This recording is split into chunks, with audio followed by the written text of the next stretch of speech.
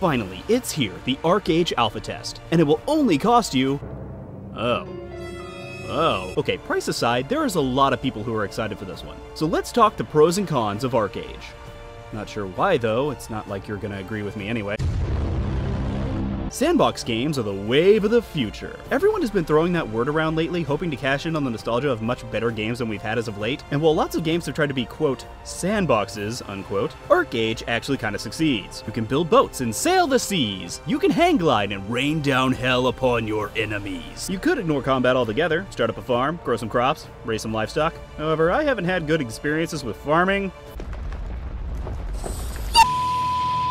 so I didn't do this. But you can, and that's the point. You can pretty much play whatever way you want.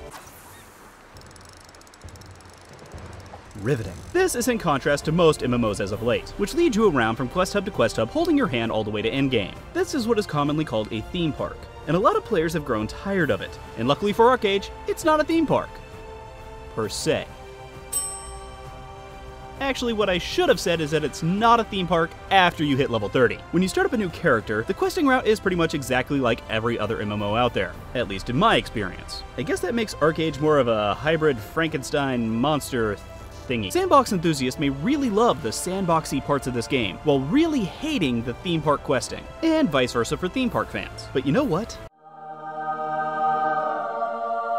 I really have no problem with theme parks, but ArcheAge is being touted as the next big sandbox game of the future. So I'm pretty sure having a major theme park element is going to be considered a con by most people going in expecting a pure sandbox game. So I'm gonna go with popular opinion to avoid being ostracized.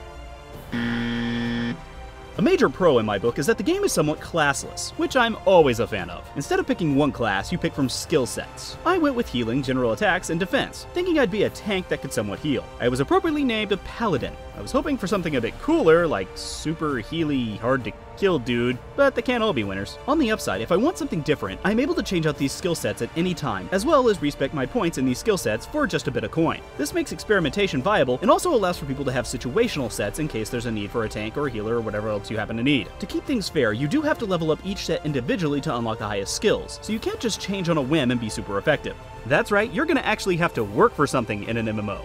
I know, it's a novel concept, but you'll get used to it. Combat in ArcheAge is pretty...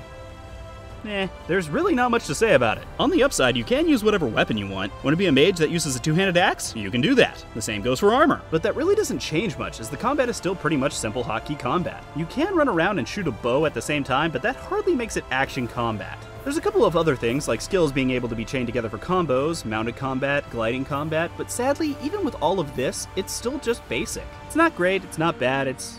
meh. Did I mention hang gliders? Pretty sure I did.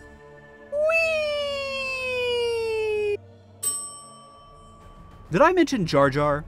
I'm pretty sure I did not. Sure, you can ride him like a horse, thoroughly putting him in his place, but it doesn't change the fact that he's here, which means this game jumped the shark before it even began.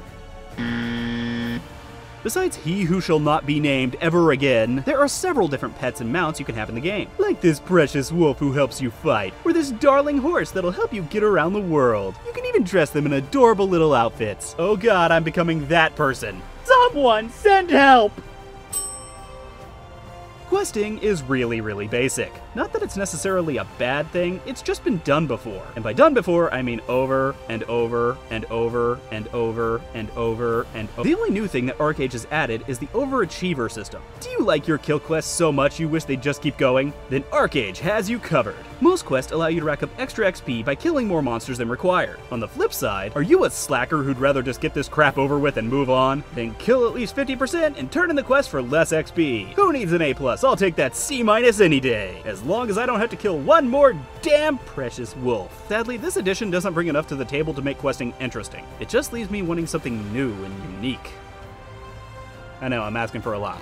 The crafting system in ArcheAge is complex, from what I've been told. I don't know personally because I don't craft. I've just never been able to get into it. It bores me. But apparently the best items in this game are crafted, so I guess I better get on that. ArcheAge has open PvP, which means ganking aplenty, but dying basically does nothing to you. So it's really just a minor inconvenience. But killing players of an opposing faction gives you honor points, which you can then turn in for awesome stuff. I didn't kill anyone though because I'm a nice person. I did try to kill this level 50 who kept killing me with disappointing but expected results. Either way, I kind of like this PvP. It's rather enjoyable. And if you know me, that's saying a lot. Many games have tried the idea of sticking people in prison for their misdeeds, but ArcheAge finally did it. The anonymity of the internet has this odd effect of bringing out everyone's inner asshole. That's because there's almost never any consequence for their actions. In MMOs, this typically spawns numerous griefers and gankers. ArcheAge still has these, of course, but now there's a reason not to be. If you randomly kill innocent people of your own faction, or steal crops from farms that don't belong to you, you gain criminal points. Should you be killed, you will be sent to trial and judged by a jury of your peers. Should you be found guilty, you will go to prison. This is awesome! I can see this game becoming like some sort of courtroom drama with corrupt judges and money-grubbing lawyers. In fact, I think I'm gonna start selling my services as a defense attorney. If the gauntlet don't fit. Let's see here. That's 6 pros, 3 cons, and 2... So I guess ArcheAge is a pro. But one of those cons is Jar Jar Binks, which automatically makes this whole game a con.